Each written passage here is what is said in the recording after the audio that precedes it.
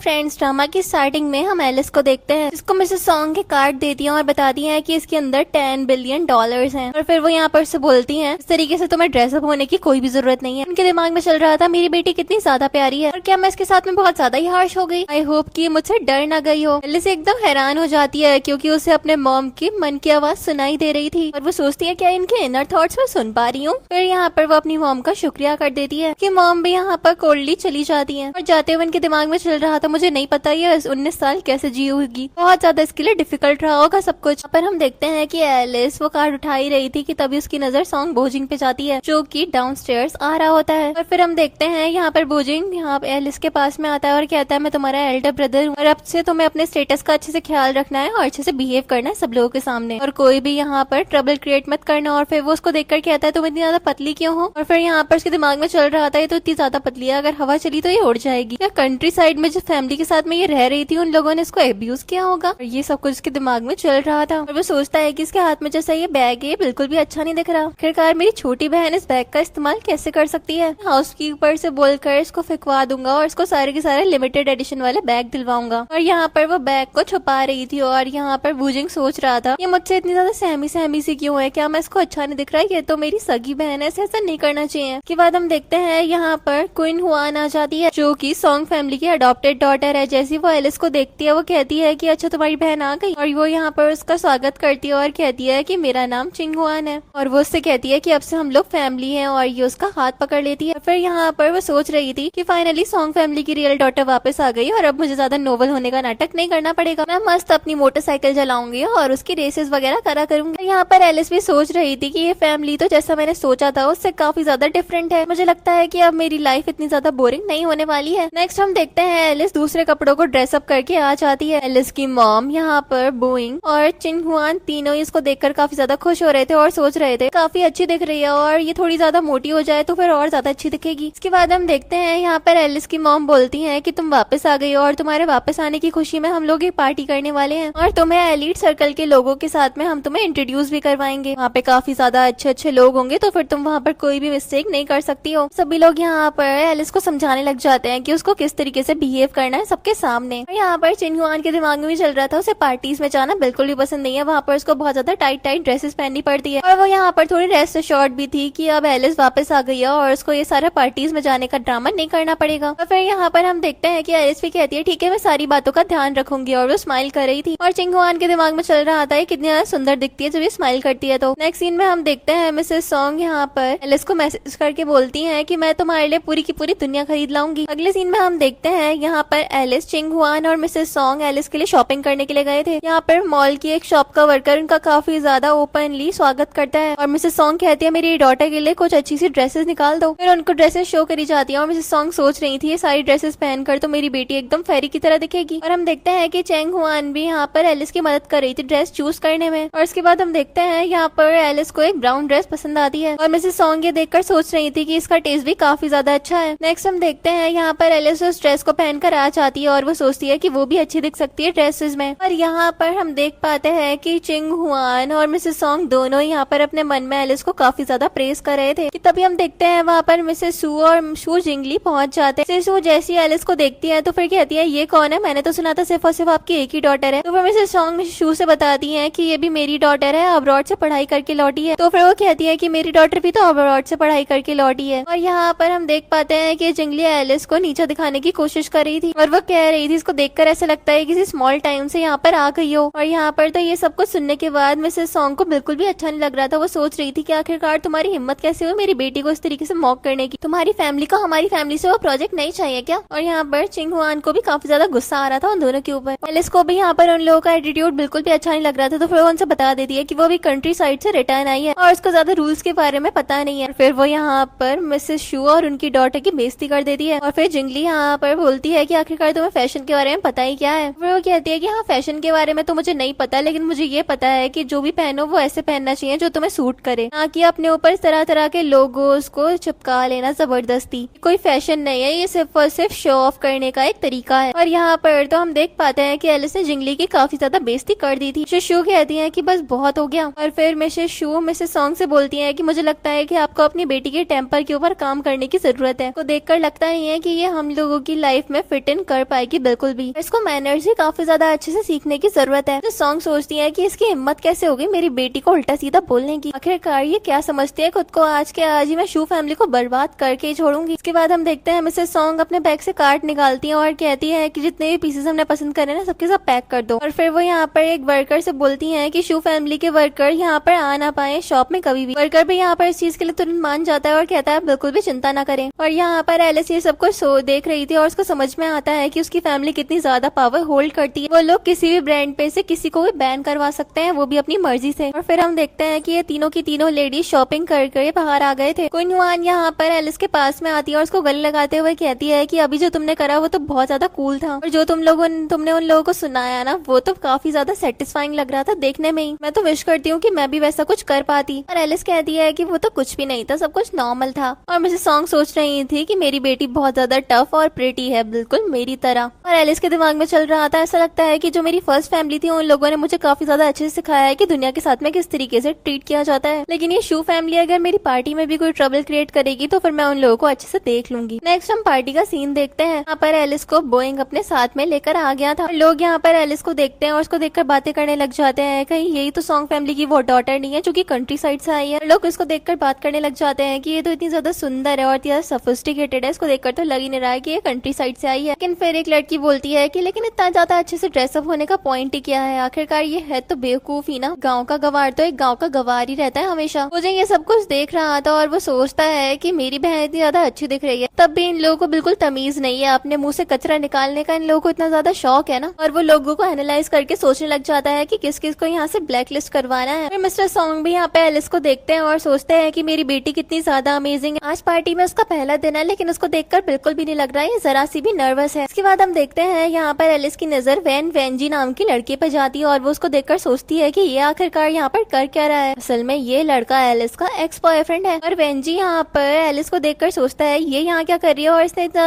अच्छे से ड्रेसअप क्यों कर रखा है। और उसको रियलाइज होता है कि ये सॉन्ग फैमिली की डॉटर है, मतलब कि एक चलती फिरती तजोरी। और फिर यहाँ पर वेंजी को रियलाइज होता है कि उसने एलिस के साथ में ब्रेकअप करके कितनी ज्यादा बड़ी गलती कर दी। उसको पता रहता कि एलिस इतनी ज्यादा बड़ी फैमिली से बिलोंग करती है तो फिर वो उसके साथ कभी भी ब्रेकअप नहीं करता। वो सोचता है कि जो मेयर की डॉटर अभी मेरी गर्लफ्रेंड है वो तो उसके मुकाबले में कुछ भी नहीं। एलिस यहाँ पर उसकी भी मन की बात सुन पा रही थी और वो सोच रही थी कि ये सारी बातें सुनकर ही कितना ज्यादा डिस्गस्टेड फील हो रहा है। फिर यहाँ पर हम देखते हैं कि वेंजी तो लार टपकाते हुए एलिस की तरफ दौड़ने लग जाता है और सोचता है कि अगर मैं सॉन्ग फैमिली की डॉटर के साथ में आ गया ना तो फिर तो मुझे किसी के भी ऑर्डर लेने की जरा सी भी जरूरत नहीं पड़ेगी। वो यहाँ पर एलिस के पास आने की कोशिश करता है लेकिन गार्ड्स उसको रोक लेते हैं और उससे कहता है कि हमें नहीं लगता कि तुम्हें यहाँ पर आना चाहिए उसके पास में। देन हम देखते हैं कि एलिस के सामने लू युआंग नाम का एक लड़का आ जाता है। वूजिंग जैसी उसको देखता है वो उससे कहता है कि तुम्हें तो अब्रॉड अपने प्रोजेक्ट पे काम करते हुए होना चाहिए था, तुम यहाँ पर क्या कर रहे हो। तो फिर वो कहता है कि मेरा काम जल्दी खत्म हो गया था और फिर मैं फ्लाइट लेकर यहाँ पे वापस आ गया। तो मैंने सुना है कि तुम्हारी फैमिली की भी एक काफी ज्यादा अच्छी न्यूज आई है। और यहाँ पर हम देख पाते हैं कि एलिस के पास में सुपर पावर है, वो सभी के इनर थॉट्स को सुन पा रही थी लेकिन वो युआंग के इनर थॉट्स को सुन ही नहीं पा रही होती है। और फिर यहाँ पर एलिस को लगता है कि शायद युआंग ज्यादा कुछ सोचता ही नहीं है। और यहाँ पर से वेंजी तो एकदम अपनी नाक कटवा कर दौड़ा दौड़ा चला जाता है। इसके बाद हम देखते हैं वूजिंग यहाँ पर युआंग और एलिस को एक दूसरे से इंट्रोड्यूस करवाता है और यहाँ पर एलिस को लगता है कि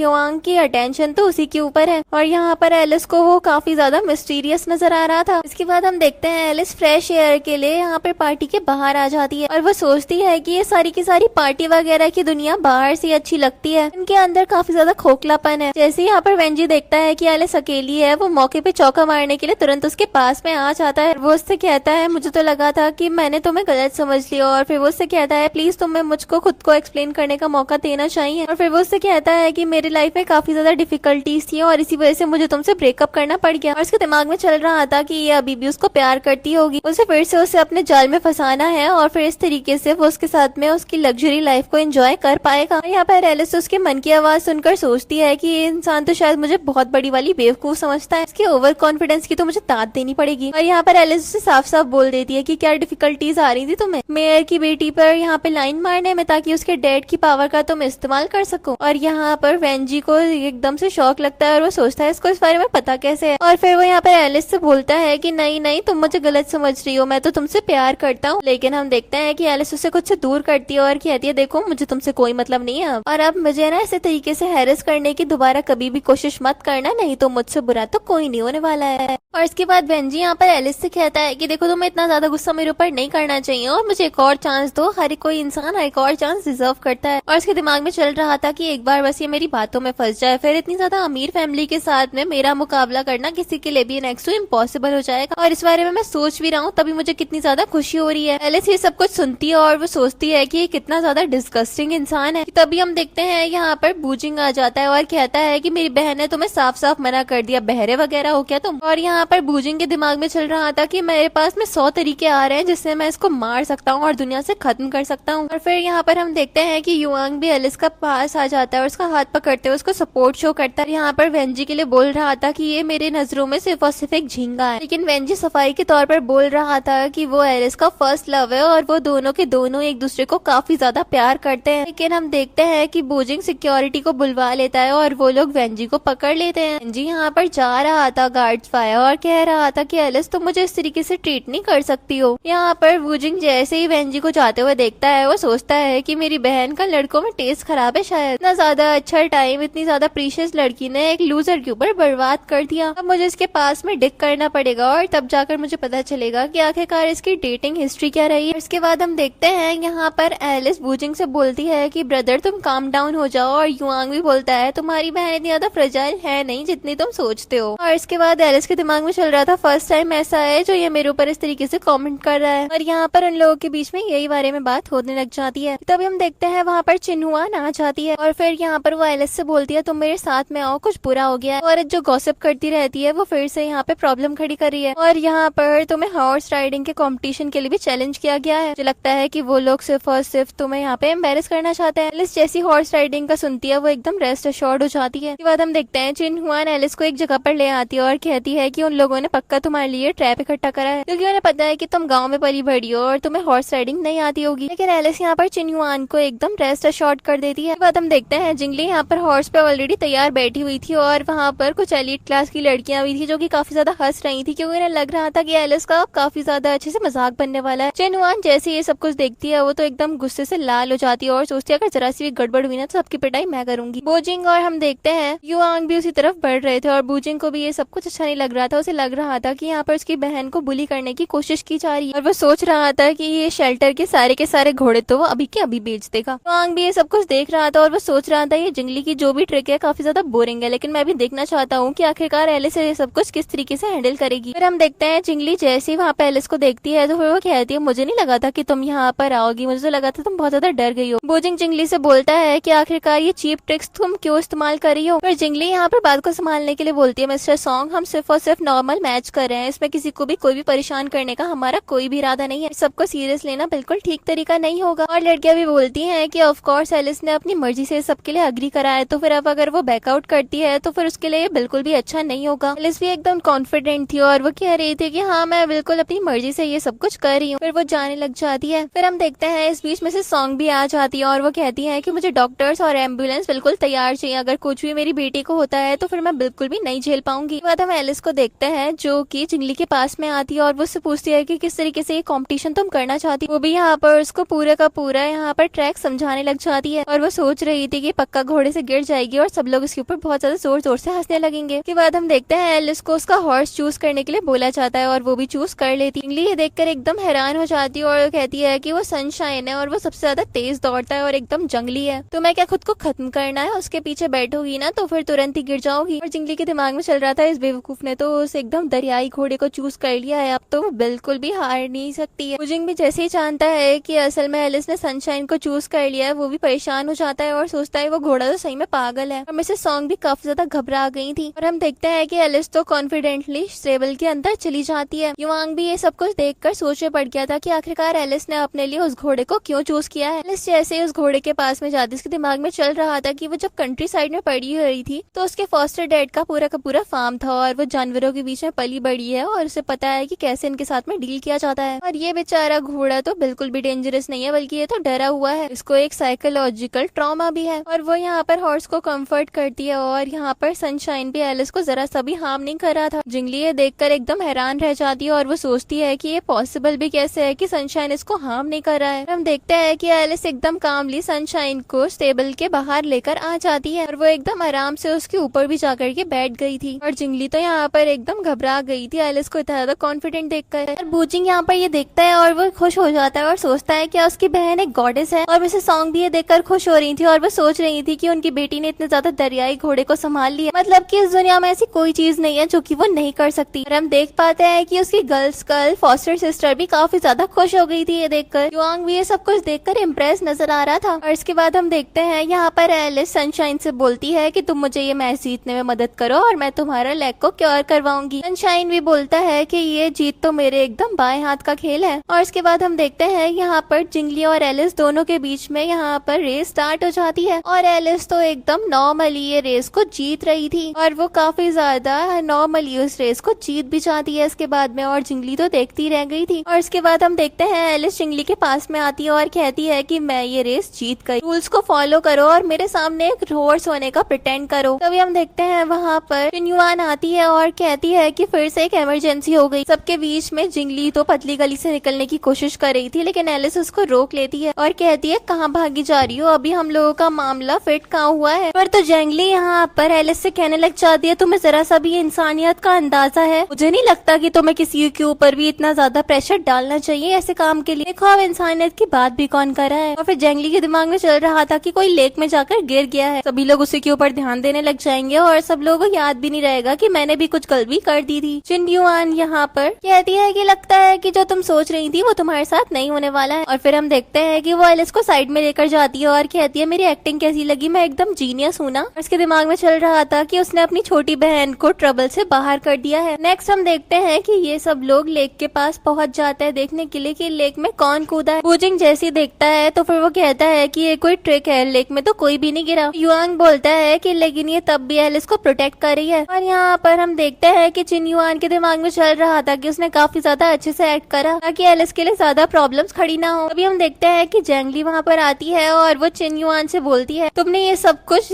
जानबूझ के किया। तो फिर यहाँ पर चिन्युआन जिंगली से बोलती है कि ऐसा कुछ भी नहीं है। फिर वो उससे बोलती है कि मैं जानती हूँ कि जिंगली तुम ये कंपटीशन हार चुकी हो, लेकिन मुझे इस तरीके से तुम बिल्कुल भी गलत तरीके से प्रूव नहीं कर सकती हो। और चिन्युआन यहाँ पर अपने मन में बोल रही थी कि तुम एक स्कीमर हो, लेकिन अब तुम्हारे स्कैम्स यहाँ पे चलने नहीं वाले। जिंगली की तो काफी ज्यादा बेइज्जती हो गई थी और फिर वो वहाँ से दौड़ी दौड़ी चली जाती है। अगले सीन में हम चिन्युआन और एलिस को देखते हैं। यहाँ पर एलिस के साथ में चिन्युआन काफी ज्यादा खुश नजर आ रही थी और वो उससे बोलती है कि अभी जो तुमने वो गेम खेला वो तो अमेजिंग था, तुम तो हॉर्स राइडिंग में भी ट्रेंड हो आखिरकार, और कितने सरप्राइजेस हैं तुम्हारे पास में। फिर चिन्युआन बोलती है कि तुम मेरी गॉडेस हो, अगर तुम में से किसी ने भी तुमको परेशान करने की कोशिश की ना तो फिर वो मुझसे पंगा लेगा। और एलिस चिन्युआन से बोलती है अगर तुम मुझे इसी तरीके से शेक करती रही तो फिर तो मेरा दिमाग फट जाएगा। उसके बाद चिन्युआन अपनी रियलिटी एलिस को बताती है और वो कहती है कि असल में मैं मॉम डैड से भी ये काफी ज्यादा लंबे टाइम से बताना चाहती थी, मैं एक अच्छे घर की लड़की होने का नाटक अब नहीं कर सकती हूँ, मुझे रेसिंग के लिए जाना है, मुझे उसी चीज का शौक है। अगर तुम इस बारे में जान रही हो तो फिर तुम्हें क्या लगता है कि मैं बहुत ज्यादा सेल्फिश हूँ अगर मैं अपने बारे में ऐसा सोचती हूँ तो। और चिन्युआन के दिमाग में चल रहा था कि 19 साल से उसने एलिस की जगह ले रखी थी, जैसे ये वापस आई है वो यहाँ पर अपने सपनों को पहली प्रायोरिटी दे रही है, क्या उसका ये करना बिल्कुल ठीक होगा। एलिस यहाँ पर चिन्युआन की तरफ देखकर स्माइल करती है और कहती है जो तुम्हारा दिल करता है तुम वो कर सकती हो। ये देखकर तो वो एकदम हैरान हो जाती है और उससे पूछती है तुम मुझे ब्लेम नहीं करोगी। इस पर एलिस कहती है कि भला मैं तुम्हें क्यों ही ब्लेम करूंगी, ऑलरेडी तुमने मेरी लाइफ को टेक ओवर करके अपने ऊपर काफी बड़ा बोझ उठा रखा था, तो 19 साल तक वो होने का प्रिटेंड करना पड़ा जो कि तुम हो ही नहीं। चिन्युआन जो तुम्हारा दिल करे तुम वो कर सकती हो और तुम्हें वो नाटक नहीं करना पड़ेगा जो तुम नहीं करना चाहती। और एलिस की इतनी ज्यादा काइंडनेस देखकर तो यहाँ पर चिन्युआन भी काफी ज्यादा हैप्पी हो जाती है और वो सोचती है कि अब से यही उसकी रियल सिस्टर होगी, अगर कोई भी उसको परेशान करने की कोशिश करेगा तो फिर उससे वो पहले लड़ाई करेगी। और फिर एलिस यहाँ पर से बोलती है रोना बंद करो और चिन्युआन बोलती है मैं रो नहीं रही हूँ, मेरी आंखों में तो धूल चली गई थी। और चिन्युआन उससे बोलती है ठीक है उस धूल को साफ कर लो। उसके बाद चिन्युआन यहाँ पर एलिस को वार्न करती है कि वो लोग बिल्कुल भी शांत नहीं बैठने वाले हैं, वो लोग फ्यूचर में भी तुमसे पंगा लेते रहेंगे। और फिर ये लोग टैलेंट शो के बारे में बात करने लग जाते हैं। नेक्स्ट हम देखते हैं कि ये लोग उस हॉल में पहुंच जाते हैं जहाँ जहाँ पर टैलेंट शो हो रहा था। होस्ट अनाउंस करता है कि टैलेंट शो स्टार्ट हो गया है। जेंगली होस्ट से माइक ले लेती है और कहती है, मैंने सुना है जो हम लोगों के बीच में नई एलिस आई है वो काफी ज्यादा टैलेंटेड है और वो काफी ज्यादा अच्छा पियानो प्ले करती है, तो फिर मैं भी देखना चाहती हूँ कि आखिरकार वो किस तरीके से पियानो प्ले करती है। और लोग भी यहाँ पर एकदम क्यूरियस हो जाता है। मिसेस सॉन्ग यहाँ पर थोड़ी टेंस्ड हो गई थी और वो सोचती है कि ये धुन मेरी बेटी प्ले कर भी पाएगी या फिर नहीं। और बूजिंग को भी काफी ज्यादा गुस्सा आ रहा था यहाँ पर। के बाद हम देखते हैं एलिस यहाँ पर स्टेज पे चली जाती है और कहती है कि हाँ, पियानो प्ले करना काफी ज्यादा एक्साइटिंग है। इसके बाद हम देखते हैं एलिस स्टेज पर आ जाती है और कहती है कि देखो, इतना ज्यादा बोरिंग नहीं रखते, मैंने अगर पियानो अच्छे से प्ले किया ना तो फिर यहाँ पर जेंगली सबके सामने आकर मुझसे माफी मांगेगी, और अगर मैंने गड़बड़ प्ले करी तो फिर मैं सारी के सारे सोशल इवेंट्स में आना बंद कर दूंगी। बूजिंग यहाँ पर परेशान हो जाता है कि अगर